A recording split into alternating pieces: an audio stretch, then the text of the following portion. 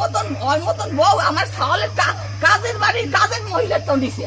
আর কত কিছু দেখা লাগবে এই দুনিয়ায়। ছেলে মারা গেছে এক সপ্তাহ হয় নাই, আর এদিকে মায়ের ফালটা দেখেন, তিরিং বিরিং করতেছে জেতা চিংড়ি মাছের মতো। এই যে এখন ইনি যে কথাটা বললো, এই মহিলা যে কথাটা বললো, এর থেকে কি স্পষ্ট বোঝা যায় না যে সে কেমন শাশুড়ি ছিল, সে তার পুত্রবধূর সাথে কেমন আচরণ করছে, সে তার ছেলের সাথে কেমন আচরণ করছে।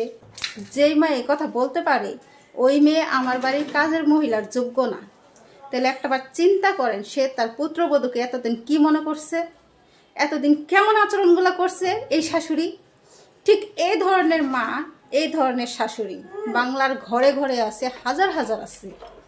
খোঁজ নিলে দেখতে পারবেন। আমি আমার চোখের সামনে এরকম মা দেখছি, যার কারণে তার সন্তান জীবিত লাশ হয়ে আছে, না পারে বউয়ের দিকে যাইতে, না পারে মায়ের দিকে যাইতে। বাড়াবাড়িটা কিন্তু মাই বেশি করে। হ্যাঁ, খারাপ বউ যে নাই এই সমাজে আমি সেটা বলবো না, খারাপ বউও আছে। কিছু কিছু শাশুড়ি আছে ছেলেকে বিয়ে করায়, কিন্তু বিয়ে করানোর পরেও বউটারে কোনো অধিকার দেয় না, নিজের ছেলের চেষ্টা করে নিজের আসলের সাথে একবারে বান্ধা রাখার। আরে ভাই, এতই যদি ভয়, এতই যদি মনের মধ্যে হিংসা, এতই যদি মনের মধ্যে এত কিছু, তাহলে ছেলেকে বিয়ে দেওয়ার কি দরকার ছিল? ছেলেকে চিরকুমার বানাইয়া ঘরের মধ্যে রাইখা দিলেই তো হইতো। আরে ভাই, ছেলে তো একটু প্রশংসাই করছিল, বউ শখ করে একটু ডাল রান্না করছে, ডাল খেয়ে একটু প্রশংসা করছে। আর এই মহিলার তো যথেষ্ট বয়স হয়েছে, তাই না? সে এই বয়সে কি এই ব্যবহারটা সাজলো? মানে খাবারের সামনে থেকে ডালের বাটিটা নিয়ে ফেলে দিল। এটা কোন ধরনের আচরণ বাবা? এ কেমন শাশুড়ি? আমার শাশুড়ি যদি এরকম হইতো, সত্যি কথা বলতেছি, আমার শাশুড়ি যদি এরকম হইতো, লবণ আর ওই যে মরিচ আছে না, শুকনো মরিচের গুঁড়া একসাথে কইরা লাগাই দিতাম।